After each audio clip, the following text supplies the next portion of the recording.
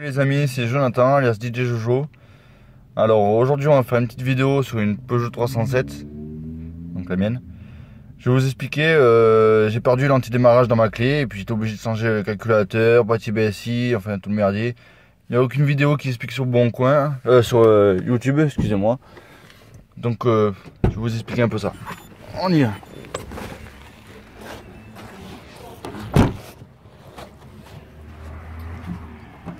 Alors,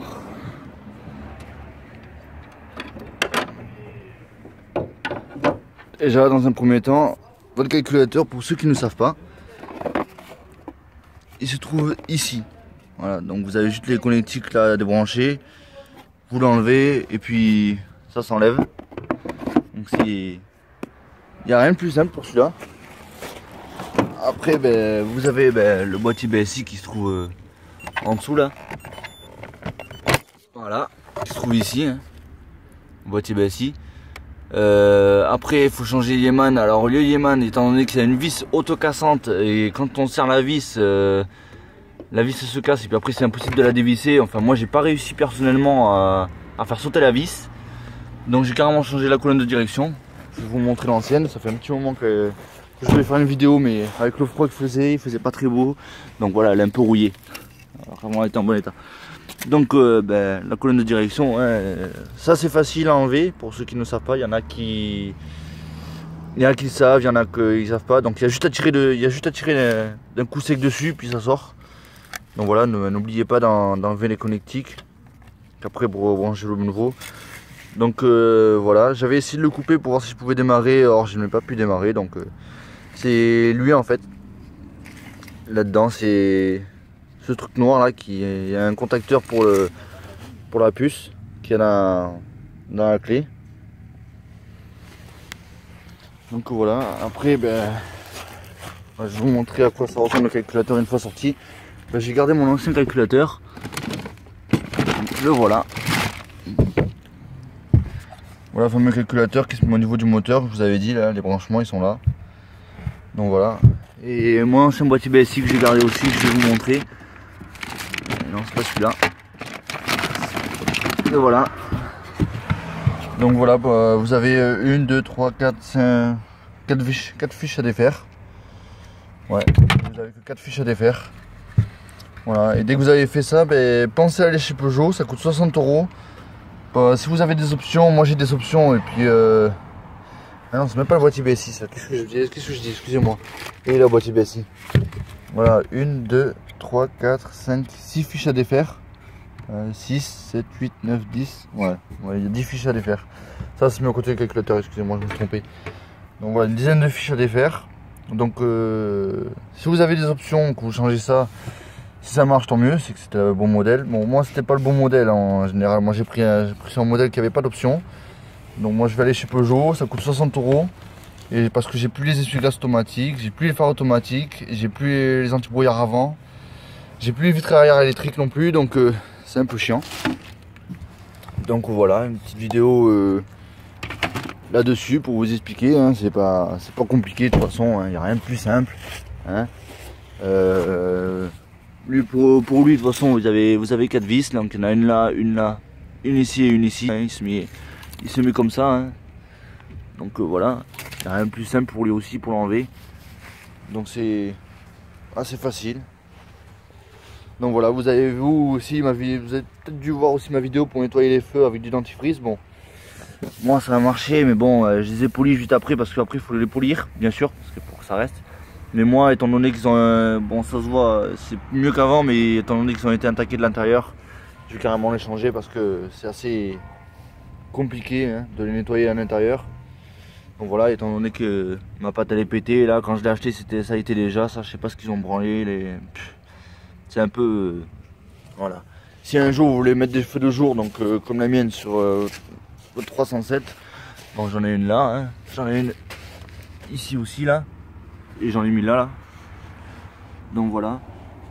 Pour éviter de faire un branchement, parce que moi j'ai pas réussi à. Le fil était trop court, j'ai pas réussi à faire un branchement en direct quand on a allumé le contact. Donc là ici il n'y a pas assez de place, je vais vous montrer par rapport à ici. Voilà. J'ai mis ça, des fiches comme ça là. Voilà, ça évite que l'eau rentre dedans, ça fait propre quand même. Par rapport à des dominos, ça fait propre. Comme ça, quand vous enlevez votre pare-choc, vous avez juste à déconnecter ça. Donc voilà, et puis après c'est branché là par rapport au feu d'urne, feu de position, quoi, les veilleuses, voilà, excusez-moi. Et j'ai mis des gaines rétractables, voilà, j'ai pas coupé le fil, j'ai juste dénudé. J'ai mis les gaines rétractables et puis ça fait propre au moins. Ça évite de mettre des dominos parce que moi j'ai demandé sur un tuto comment je pourrais faire et puis on m'a dit coupe les fils, mets des dominos et ça fait pas très propre. Donc voilà. Aussi j'ai vu des vidéos sur YouTube qui expliquent pas très bien. Donc je vais vous expliquer. Si vous avez un problème de sonde de température d'eau, sachez que la sonde elle se trouve ici. Vous l'avez là, elle est là. Le truc vert, c'est vert. Voilà, elle est là. Donc pour ça, il faut enlever la batterie. Moi c'est pas une batterie d'origine, j'ai acheté comme ça. Il faut enlever la batterie et il faut enlever tout ça là, quoi. Donc puis après vous voulez accéder, elle est là. Donc vous déconnectez et avant de l'enlever, préparez la nouvelle parce que dès que vous l'enlevez, ça coule très vite. Voilà, ça coule très vite. Donc mon moteur il est sale, il faut que je le lave.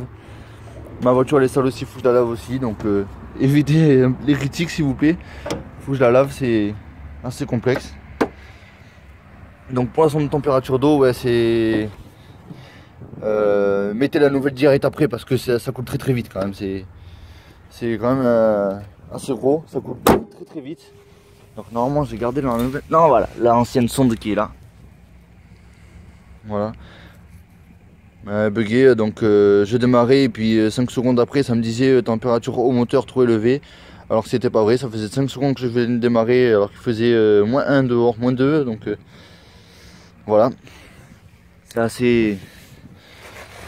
Donc je vais vous montrer, non, vous allez voir. Voilà, j'ai les vitres électriques quand même à l'arrière. Voilà. Je vais vous montrer. J'ai aussi le capteur d'essuie-glace et le capteur de luminosité que vous voyez ici. Et mon poste qui fait que ça les met tout le temps. Bon après elle démarre nickel, hein, ça c'est pas un souci après. Voilà, elle démarre, elle est tranquille, elle démarre nickel. Donc ouais, j'ai l'airbag, ça m'a fait anomalie airbag. Parce que voilà, anomalie airbag. Voilà. Si vous avez ça aussi, sachez que c'est votre COM 2000 là qui prend tout l'ensemble qui déconne. Voilà. Parce que j'ai cherché sur tous les tutos et tout, ça explique pas très bien. Et j'ai vu un tuto qui a pu me sauver la vie. Le COM 2000 qui déconne. Donc étant donné que moi ça déconne, regardez, je vais à peine le toucher là. Ici je vais à peine le toucher, regardez. Voilà, je l'ai à peine touché. Je lève à peine. Voilà, ça s'arrête. Donc c'est assez compliqué quand je prends un Dodan ou une Boss, quoi, ça se met automatiquement, c'est un peu chiant. Donc étant donné, je vais changer le COM 2000. J'avais trouvé un COM 2000 mais bon, le mec il me fait si c'est les mêmes alors que j'avais une fiche noire en dessous, mais la fiche noire qu'on a tous besoin, hein, je pense. Et le mec il me dit non mais ça sert à rien, vous pouvez couper les fils et tout. Et non, je coupe aucun fil, je mets tout d'origine. Je ne coupe aucun fil. Donc les gens ils sont un peu fous. Voilà, dans leur tête. Donc c'est pas très bien de leur part, on va dire. On va dire qu'ils étaient pas très sociables. Parce que couper des fils, imaginez, c'est un fil de ça ou de capteur de luminosité. Après je suis un peu mal, quoi. Je suis un peu mal. Peugeot après ils vont me demander des explications. Si vous avez des problèmes aussi, bon l'ancienne clé qui est là. Si vous avez des problèmes aussi par rapport à la fermeture centralisée, moi elle s'ouvrait avec le bouton mais elle se fermait pas avec le bouton. Si vous avez tout vérifié à l'intérieur de la porte, au niveau de la clé et tout, au niveau du fusible et tout, sachez que c'est votre boîtier BSI qui crame. Voilà, parce que moi ça me l'a fait. Une fois que j'ai changé le boîtier BSI par rapport à la puce que j'avais perdue dans la clé, bah, sachez que maintenant elle se ferme et elle s'ouvre avec la clé. Voilà. Parce qu'on avait tout vérifié, dans la portière il manquait rien, j'avais mis une pile neuve et tout, ça manquait rien. Et sachez que maintenant, ben... voilà, elle se ferme.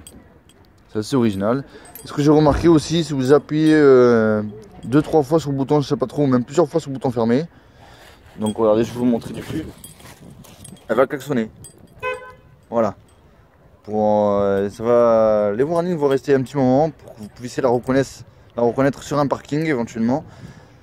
Je savais pas, ça je le savais pas, je l'ai découvert il y a peu de temps.